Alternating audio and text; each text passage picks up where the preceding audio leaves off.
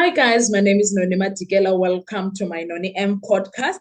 So today I want us to talk about Unjabs. Unjabulo is sick and tired, okay? Sick and tired of me, sick and tired of everyone that is talking nonsense about him as if he is making things up. But before we get into doing that, guys, please make sure you do not forget to like, to share, to comment, and most importantly, please make sure you are subscribed on the channel. Please make sure you are watching the videos up until the end and you are watching the ads that are coming through. When you are doing that, you will be supporting this channel financially and in numbers. Thank you so much for being part of the channel. We are currently on 13,000 subscribers and it's all thanks to you. And this channel is 1 year old. It's a 1 year old baby with few days. 1 year old, with 2 weeks, 3 weeks, maybe 2 weeks or 3 weeks. But this baby is 1 year old. We turned one on the 6th of May 2025. So we are few weeks old. Okay, I mean 1 year, few weeks old. So guys, thank you so much. I really appreciate what you did for my channel.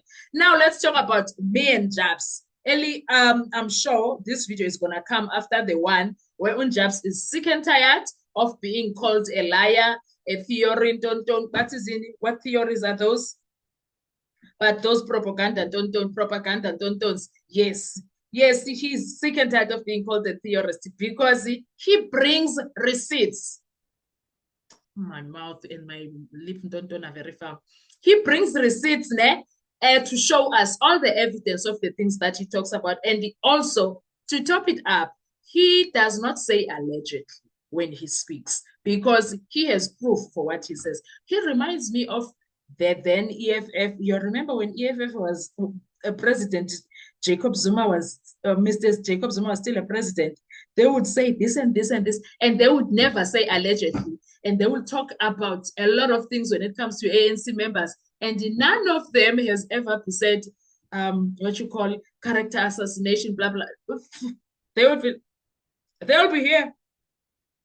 And they have never called Juju out on those things, but Juju would bring things at in this when I pay back. You remember they'll pay back the money, all the things that they used to reveal EFF when it was still hot. And we used to look forward to the State of the Nation address because of what the drama the EFF is going to bring inside the parliament. But now, all of that is gone. Anyway, but Unjabs is reminding me of that EFF when EFF was still solid.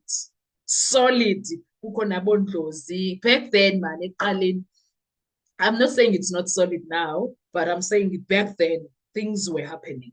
They will tell you things. They will speak about ANC, and ANC will not come. They will speak about Malusi Gigaba. Malusi Gigaba will not come and say, here's a letter of demand because you assassinated my character, all of those things. Now, so Unjabulo also brings evidence in front of us, guys, and he goes through it while we check. For people to go on the internet and say, hey, Jabulo is misleading and or Jabulo is being misled, or all of those things, it's nonsensical. I want to put it out there. It's nonsensical because the people that are saying Jabulo is telling theories and stuff, can you bring yours with the receipts? Bring yours with the receipts so that we can stop believing the receipts of Jabulo and believe yours. Challenge him with your evidence because when he speaks, he brings his own evidence. You better come. Look now what you have done. Now we are sitting here. I'm waiting for Patricia to post a video because I want to see who called. Who called Mjiako? Mjiako is here because someone called him. And then it may look like 2012, he was working for SEPS as a captain, right?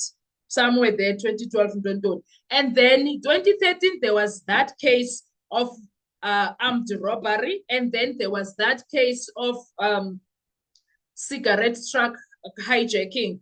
Those two cases, I believe it's two separate. It's somewhere Good Times Live. Mzili Kaziwa Africa is one of the writers of that article. So if he had those cases and we have nothing that talks about them somewhere in the police, maybe Sis Pet must ask her sources to check what happened to Mjiako's cases. She needs to check what happened to Mjiako's cases, because at this point, we want to know, how did they end up on, how did they become smoke on air? What happened to them? Because it may look like, because in fact, when we are looking, when we check on those timelines and details, we are like, actually, what are the odds of Mjiako being blackmailed by someone and get him to represent Ntanzi, even though Mjiako did not have an FFC number? And then there was someone who had an, or maybe he was somewhere and then saw that Miss Lizanne Scholt's FFC and used that one. Maybe, I don't know. Maybe because the case was meant to be, Ntanzi is going to sign a deal, and then at Palm Ridge Court, Ntanzi was like, I am playing this game with you people.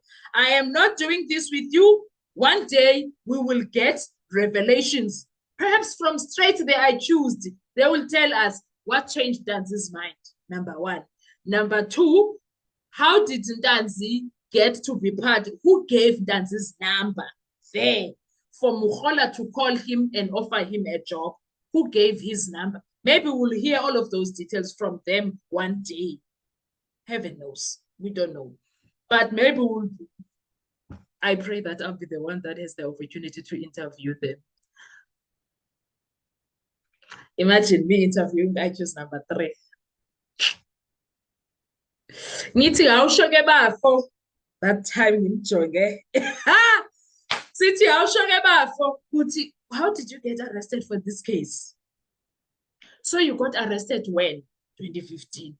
And then what happened? And then they checked, and then it was that time that Usenzo Meyiwa shortly died. And then they checked, and then I got that paper, that printout that showed, look, if you think we are coming just for you, look, this is the firearm we got from your place. And then all these cases, they have nothing to do with the firearm. This is the crime that it did. It happened in Alex. Huh?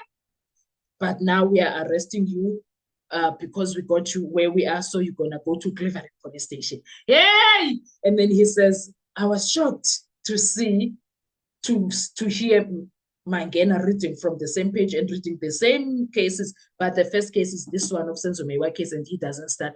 Listen, now that day I'll be asking him questions. Okay, what happened in Palm Ridge? First day, why did you refuse to get into the box? Because you are the one that refused, and then Mapisa followed, and the other 3 followed. What happened? He tells us the story. And then what happened in Palm Ridge? He tells us the story. And then what happened between the 5 of you, while you, because you were not knowing what happened, why are you here? You were asking the judge, the magistrate, what's going on? You and Mapisa refused point blank. Your names were like in front for that. So those are the things that we will hear. And Mjiako was there. Now the question would be, who called him? How did he know? We've been asking those questions. Now Njabulo is going to go talk about that because of these nosy people, these people that are lying on him, saying that he's a theorist. He's going to tell us one of these days. I'm sure this is going to be another interesting week, because we might find out from Black Web, Dark Web, ne? Dark Web is going to be telling us who called Mjiako, when was Mjiako called, and I want the time. The length of the call, was it 5 seconds, 30 seconds, 60 seconds, 75 seconds, 80 seconds? I want to hear everything. I'm here for that. I'm so here for that, because we want to know who called Mjiako first. And then when did Ntanzi start calling Mjiako? When did he start calling Njabulo? We're going to hear all of those details. I hope Njabulo brings all of that. But what I wanted to say is that Njabulo had to be ambushed to come and explain. He explained, and he still exposed Mr. Sambo. And Mr. Sambo uzosbona. I don't know how he entered into the entire situation, but uzosbona, because welele asidlali kanjalo lana thina siyasebenza. Anyway, guys, I will see you on our next video. Thank you so much. Enjoy your day. Bye-bye.